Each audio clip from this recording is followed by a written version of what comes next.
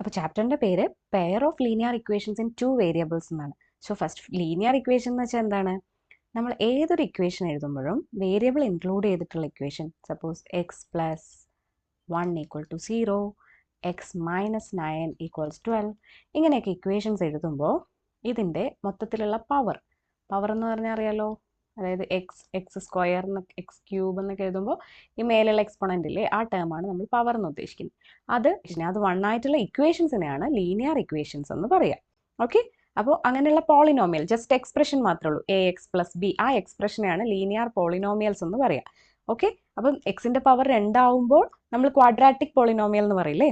Okay, അപ്പോൾ അത് തന്നെ എക്സ് എന്ന് പറയുന്ന ഒരേ ഒരു വേരിയബിൾ ആണെങ്കിൽ അത് 1 വേരിയബിൾ ആണ് നമ്മൾ യൂസ് ചെയ്യുക, അതായത് വേരി ചെയ്യുന്ന കോൺസ്റ്റന്റ് അല്ലാത്ത ടേമാണ് വേരിയബിൾ എന്ന് പറയുക.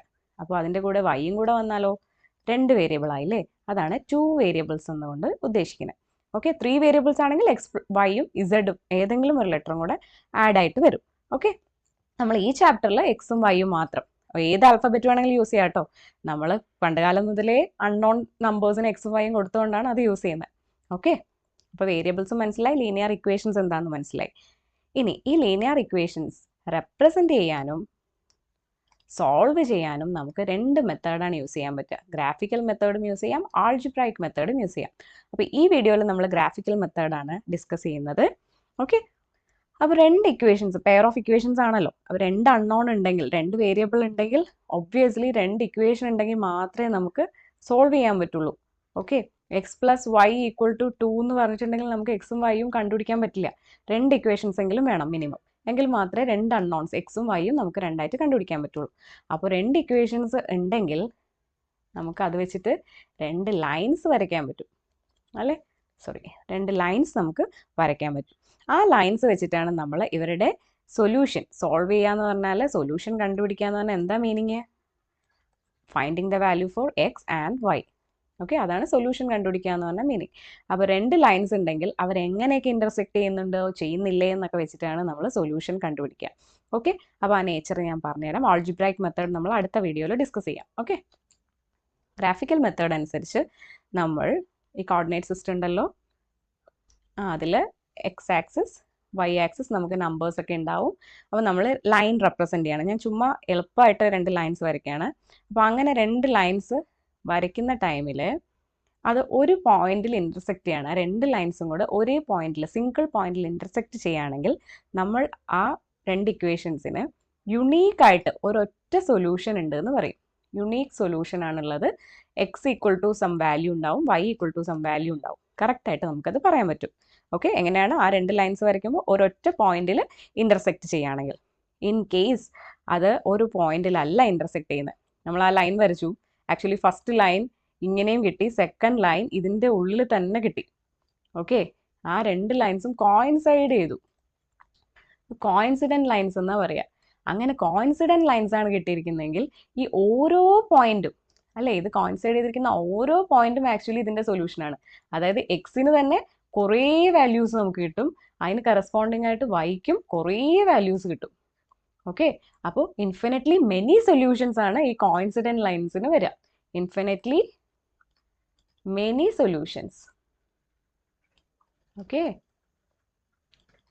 അപ്പോൾ ഇതിൻ്റെ ഒരു പ്രത്യേകത എന്താണെന്നറിയോ? ഈ ഫസ്റ്റ് ഞാൻ വരച്ച ഗ്രാഫും സെക്കൻഡ് ഞാൻ വരച്ച ഗ്രാഫും തമ്മിൽ ഒരു സിമിലാരിറ്റി ഉള്ളതെന്ന് വെച്ചാൽ രണ്ടും കൺസിസ്റ്റൻ്റ് ആണ്. കൺസിസ്റ്റൻ്റ് ആണെന്ന് പറയാൻ കാരണം എന്താണ്? അവർക്ക് സൊല്യൂഷൻസ് ഉണ്ട്, കറക്റ്റ് സൊല്യൂഷൻ ഉണ്ട്, അതുകൊണ്ട് കൺസിസ്റ്റൻ്റ് ആണ്. പക്ഷെ ഒരു ഡിഫറൻസ് എന്താണെന്ന് അറിയാമോ?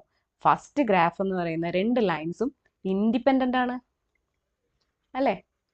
2 ലൈൻസും തമ്മിൽ ഡിപ്പെൻഡൻസി ഒന്നുമില്ല. പക്ഷെ സെക്കൻഡ് ഗ്രാഫിൽ ഈ 2 ലൈൻസും ഒരേ ലൈനായിട്ട് തന്നെയാണ് പോകുന്നത്. സോ ഡിപ്പെൻഡൻസി ഉണ്ട്, ഡിപ്പെൻഡൻ്റ് ആണ്. ഓക്കെ, അപ്പോൾ രണ്ടും കൺസിസ്റ്റൻ്റ് ആണ്. ഓക്കെ, 2 ഗ്രാഫും കൺസിസ്റ്റൻ്റ് ആണ്. പക്ഷേ ഒരു പോയിന്റിൽ മാത്രം ഇൻ്റർസെക്ട് ചെയ്യുന്നത് ഇൻഡിപെൻഡൻറ്റും കംപ്ലീറ്റ്ലി കോയിൻസൈഡ് ചെയ്യുന്നത് ഡിപ്പെൻഡൻറ്റും ആണ്.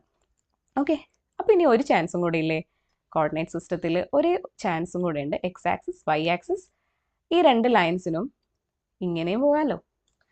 ഏതോ 2 ഇക്വേഷൻ വെച്ച് നമ്മൾ ലൈൻ വരച്ചപ്പോൾ ഇങ്ങനെയും പോയി. അതായത് പാരലലായിട്ടാണ് ഇവർ പോയത്. പാരലലായിട്ട് പോയാൽ എന്താ പ്രശ്നം? അവരെവിടെ ഇൻ്റർസെക്ട് ചെയ്യില്ല, അല്ലേ? എവിടെ ഇൻ്റർസെക്ട് ചെയ്യില്ല എന്ന് പറഞ്ഞാൽ അതിൻ്റെ മീനിങ് എന്താ അറിയോ? No solution. എവിടെയെങ്കിലും വെച്ചൊന്ന് കണ്ടുമുട്ടിയാലല്ലേ എന്തെങ്കിലും ഒരു സൊല്യൂഷൻ ഉണ്ടാവുള്ളൂ. പക്ഷെ ഇവരാരും കണ്ടുമുട്ടുന്നുമില്ല, ഒരു സൊല്യൂഷനും ഇല്ല. സോ പാരലൽ ലൈൻസ് ആണെങ്കിൽ we don't have any solution. Okay, അപ്പോൾ എക്സിനും വൈക്കും ഒരു വാല്യൂ കിട്ടാനായിട്ട് നമുക്ക് പറ്റില്ല ഈ പാരലൽ ലൈൻസ് വെച്ചിട്ട്. അങ്ങനെയാണെങ്കിൽ നമുക്ക് പറയാം ഇത് ഇൻകൺസിസ്റ്റൻ്റ് ആണ്. ഇൻകൺസിസ്റ്റൻ്റ് ആണ്. ഓക്കെ, ഗ്രാഫ് ഇൻകൺസിസ്റ്റൻറ്റും ആണ്, ഇൻഡിപെൻഡൻറ്റും ആണ്. ഓക്കെ, അതായത് ഈ ലൈൻ ഉണ്ടെങ്കിലും ഇല്ലെങ്കിലും ഇവന് വലിയ പ്രശ്നങ്ങളൊന്നുമില്ല. ഇവനുണ്ടെങ്കിലും ഇല്ലെങ്കിലും ഇവനും പ്രശ്നമില്ല. സോ ഇൻഡിപെൻഡൻ്റ് ആണ്, ഇൻകൺസിസ്റ്റൻ്റ് ആണ്, സൊല്യൂഷൻ ഇല്ല, പാരലൽ ലൈൻസ് ആണ്. ഓക്കെ, ഇത്രയും മനസ്സിലായെന്ന് വിചാരിക്കുന്നു. അപ്പോൾ ഞാൻ രണ്ടുമൂന്ന് ക്വസ്റ്റ്യൻസ് തരാവേ. ഇതിപ്പം ഗ്രാഫ് അല്ലാതെ A1ഉം A2ഉം B1 B2 C1 C2 അറിയാമെങ്കിൽ നമുക്ക് ഇവരുടെ നേച്ചർ എങ്ങനെയാണ്, ഇൻഡിപെൻഡൻ്റ് ആണോ, ഡിപ്പെൻഡൻ്റ് ആണോ, അതോ കൺസിസ്റ്റൻ്റ് ആണോ, ഇൻകൺസിസ്റ്റൻ്റ് ആണോ എന്നൊക്കെ അറിയാൻ പറ്റുന്ന ഒരു വഴിയാണ്. ഓക്കെ, ഈ A എന്ന് പറഞ്ഞാൽ ആക്ച്വലി കോഎഫിഷ്യൻ്റ് ഓഫ് എക്സ് ആണ്, കോഎഫിഷ്യൻ്റ് ഓഫ് എക്സ്. B എന്ന് പറഞ്ഞാൽ coefficient of Y, coefficient of Y. C ആ കോൺസ്റ്റന്റ് ടേം ആണ്. ഓക്കെ, സോ ഇവിടുത്തെ A1 എന്ന് പറഞ്ഞാൽ ഫസ്റ്റ് ഇക്വേഷൻ്റെ കോഎഫിഷ്യൻ്റ് ഓഫ് എക്സ്, അത് എത്രയാണ്, 1 ആണ് അല്ലേ. So A1/A2 1 divided by A2 എന്ന് പറഞ്ഞാൽ സെക്കൻഡ് ഇക്വേഷൻ്റെ കോഎഫിഷ്യൻ്റ് 5, 1/5 ആണ്. B1B2 എന്ന് പറഞ്ഞൊരു -7 ഡിവൈഡഡ് ബൈ 2 ആണ് അല്ലേ, -7 ഡിവൈഡ് ബൈ 2. ആൻഡ് C1/C2 എന്ന് പറയുന്നത് 11/18, 11/18. സോ ഇതിൽ നിന്ന് നമുക്ക് എങ്ങനെ ഇതിൻ്റെ നേച്ചർ പറയാം? അപ്പോൾ അതിൻ്റെ ഒരു ടെക്നിക്ക് എന്താണെന്ന് വെച്ചാൽ A1/A2 not equal to B1/B2 ആണെങ്കിൽ, ഇത് രണ്ടും ഈക്വൽ അല്ലെങ്കിൽ പിന്നെ C1/C2 നോക്കേണ്ട ആവശ്യമേ ഇല്ല. അപ്പോൾ A1/A2 not equal to B1/B2 ആണെങ്കിൽ എന്താണ് അതിൻ്റെ പ്രത്യേകത എന്ന് വെച്ചാൽ ഇവര് യുണീക്ക് സൊല്യൂഷൻ തരുന്ന രണ്ട് ഇക്വേഷൻസ് ആയിരിക്കും. ഓക്കെ, ഇത് നമ്മൾ സോൾവ് ചെയ്ത് വരുമ്പോൾ, അതായത് നേച്ചർ നേച്ചർ മാത്രം നമുക്ക് അറിഞ്ഞാൽ മതിയെങ്കിൽ ഇത് സോൾവ് ചെയ്യേണ്ട ആവശ്യമില്ല. ജസ്റ്റ് A1/A2 B1/B2 കണ്ടുപിടിച്ചാൽ മതി. അവർ രണ്ടുപേരും ഈക്വൽ അല്ലാന്നുണ്ടെങ്കിൽ എന്താണ് വരിക, യുണീക്ക് ആയിട്ടുള്ള ഒരു സൊല്യൂഷനാണ് വരിക.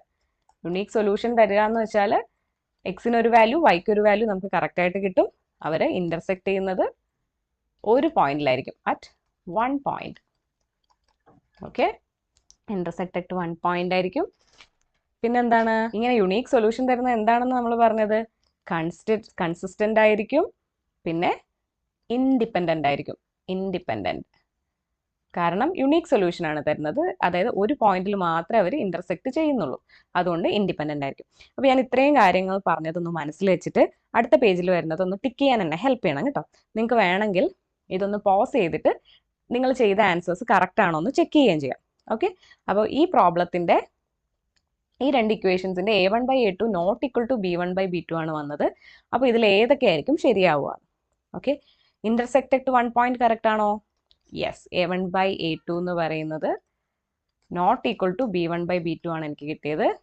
അപ്പോൾ ഇൻ്റർസെക്ട് അറ്റ് 1 point കറക്റ്റ് ആണ്. കൺസിസ്റ്റൻ്റ് ആണോ? കൺസിസ്റ്റൻ്റ് ആണ്. ഇൻകൺസിസ്റ്റൻ്റ് എന്നുള്ളത് നമുക്ക് റോങ് ഇടാം. ഡിപ്പെൻഡൻ്റ് ആണോ? രണ്ട് ലൈൻസും ഒരേ ഒരു പോയിന്റിലാണ് ഇൻ്റർസെക്ട് ചെയ്യുന്നത്, സോ ഡിപ്പെൻഡൻ്റ് അല്ല, ഇൻഡിപെൻഡൻ്റ് ആണ്. പിന്നെ കോയിൻസിഡൻറ്റ് ലൈൻസ് ആണോ? അല്ല. ഓക്കെ, യുണീക്ക് സൊല്യൂഷൻ കിട്ടുമോ? ഷോർ. നോ സൊല്യൂഷൻ എന്നുള്ളത് റോങ് ആണ്. ഇൻഫിനിറ്റ്ലി മെനി സൊല്യൂഷൻസ് ആണോ? അല്ല, ഓൺലി 1 സൊല്യൂഷനേ ഉള്ളൂ. ഓക്കെ, എക്സിന് ഒരു വാല്യൂ വൈക്ക് ഒരു വാല്യൂ, സോ ഇതും റോങ് ആണ്. പാരലൽ ലൈൻസ് ആണോ? നെവർ. ഓക്കെ, സോ അപ്പോൾ അടുത്തൊരു ഇക്വേഷൻ തരാം, നിങ്ങൾ ഇതുപോലെ ഒന്ന് മാർക്ക് ചെയ്ത് കണ്ടുപിടിക്കണം. ഓക്കെ, A1/A2 B1/B2 C1/C2 നമ്മൾ കണ്ടുപിടിക്കാൻ പോവാണ്. എക്സിൻ്റെ coefficient 2, A1 2 and A2 -4. So 2 divided by -4, that is -1/2. B1/B2 -3 and 6, -3 divided by 6 -1/2, and C1/C2 1/5. Okay, so ഇവിടെ A1/A2 ഈക്വൽസ് B1/B2 ആണ്, പക്ഷെ അത് C1/C2 ആയിട്ട് ഈക്വൽ അല്ല. ഓക്കെ, A1/A2 ഈക്വൽസ് B1/B2 ആണെങ്കിൽ മാത്രം നമ്മൾ C1 C2ൻ്റെ കാര്യം നോക്കിയാൽ മതിയല്ലോ. അപ്പോൾ പക്ഷെ എന്താണ് പറ്റുക, A1/A2 ഈക്വൽസ് B1/B2 ആണ്, പക്ഷെ C1/C2 ഈക്വൽ അല്ല.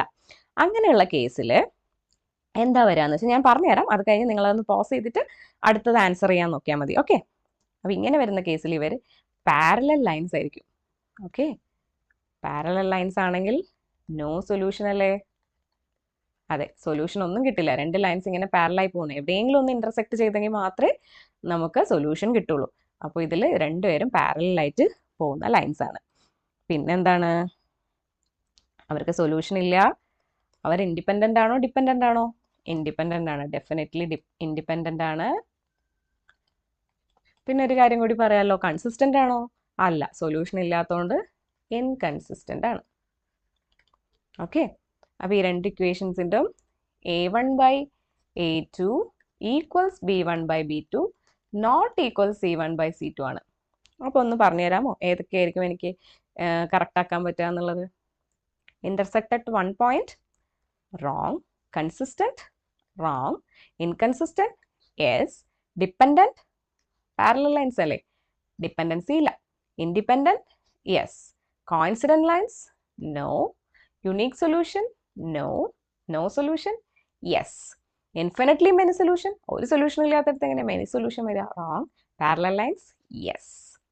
അപ്പോൾ ഇത്രയും ആൻസർ നിങ്ങളുടെ ശരിയായി കാണുമല്ലോ അല്ലേ? ശരി, അടുത്ത ക്വസ്റ്റ്യൻ. ഈ രണ്ട് ഇക്വേഷൻസും കൂടെ ഒന്ന് കമ്പയർ ചെയ്യണം. Okay, y equals -5/4x - 5. നിങ്ങൾക്ക് വേണമെങ്കിൽ ഈ 5 എക്സിൻ്റെ കോഎഫിഷ്യന്റ് ഫ്രണ്ടിലാക്കിയിട്ട് എഴുതാം കേട്ടോ.